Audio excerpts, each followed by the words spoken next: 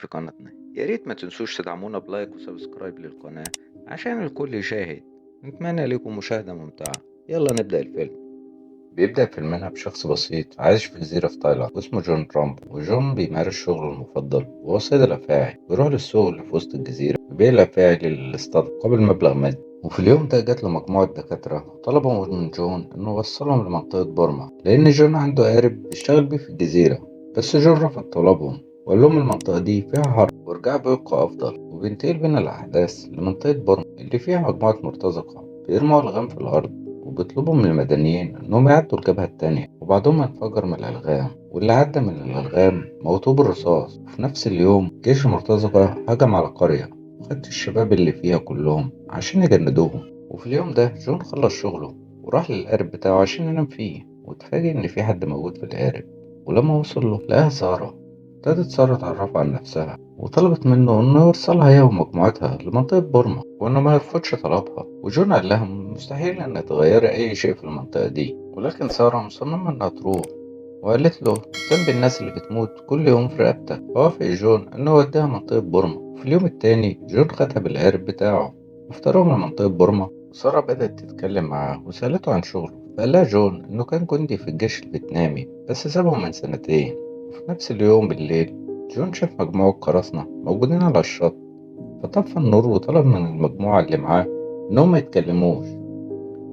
بس القراصنة شافوه ووصلوا لهم وطلبوا منه إنهم ياخدوا سارة، وجون عرض عليهم فلوس بس هم رفضوا. فقرر جون إنه يقتلهم.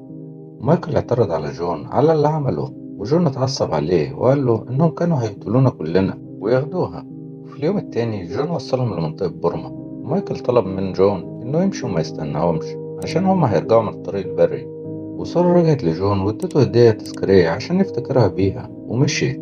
وبعد ما وصلوا القرية الصغيرة في منطقة بورما، ابتدى الفريق يمد أهالي القرية بمعلومات أكتر عن دينهم، وكمان ابتدوا يعالجوا المصابين. وفجأة حصلت انفجارات كتير في كل مكان في القرية، وظهرت مجموعة وبدأوا يموتوا في كل الناس اللي موجودين في القرية. وسارة افترقت عن باقي فريقها، ولحسن حظها إنها ما ماتتش وتم القبض عليها مقابل المرتزقة. وجون فضل يفتكر في كلام سارة لما قالت له ذنب الناس اللي بتموت كل يوم في رقبتك.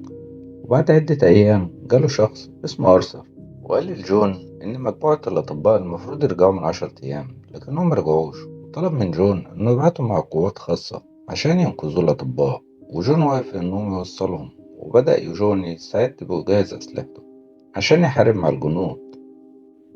وتاني يوم جون خد مجموعة الجنود الخاصة واختارهم لمنطقة بورما. وواجهوا شخص من الجنود وفضل يستفز في جون بالكلام، لكن جون مردش عليه.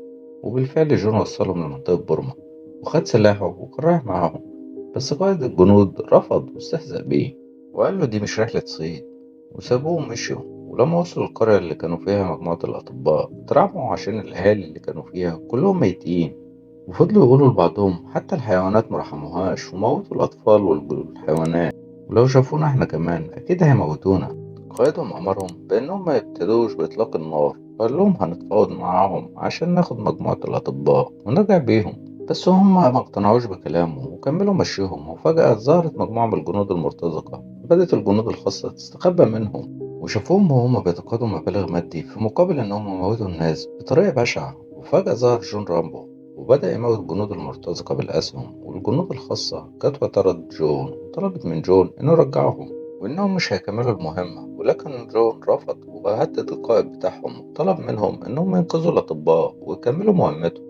وبالفعل وافقوا وخدوا عربية الجنود المرتزقة اللي موتهم جون، وقرروا إنهم يدخلوا المعسكر بيها. ونزل واحد من القوات الخاصة وده يبقى القناص اللي معاهم، وقتل الجندي اللي على برج المراقبة. وهما دخلوا المعسكر بالعربية، وابتدى كل واحد منهم ينزل في مكان مختلف عشان يقدروا يحاصروهم. وهنا جون نزل في المكان اللي موجود فيه الأطباء ولقى واحد من المجموعة مات، وقرر إنه ينقذ باقي المجموعة. وفي شخص لقى بنت بتهرب من جندي فقتله بطريقة بشعة وأنقذها. وهنا جون لقى شخص واخد سارة ورايح بيها لغرفته، فاقتحم الغرفة وموته وخد سارة ومشي من المعسكر في طريقهم للشاطئ اللي موجود فيه القارب بتاع جون. وسارة طلبت من جون إنه يسيبها ويمشي عشان ما يموتش بسببها، لأن المرتزقة مش هيسيبوهم.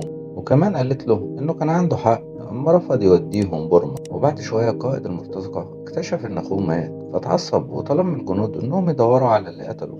وبدأت كل الجنود في المعسكر تخرج عشان تدور عليه. وهنا قائد القوات الخاصة اتصاب إصابة في رجله شديدة، ودكتور مايكل بدأ يعالجه. وهنا جون خد جزء من ملابس سارة وخد اللغم اللي مع الجندي القوات الخاصة، طلب منه إنه يضرب نار وياخد سارة ويهربوا. وجون زرع اللغم في الأرض وحط عليه الجزء اللي ياخده من ملابس سارة، وجري الكلاب اللي مع الجنود المرتزقة ووصلت للغم انفجر فيهم.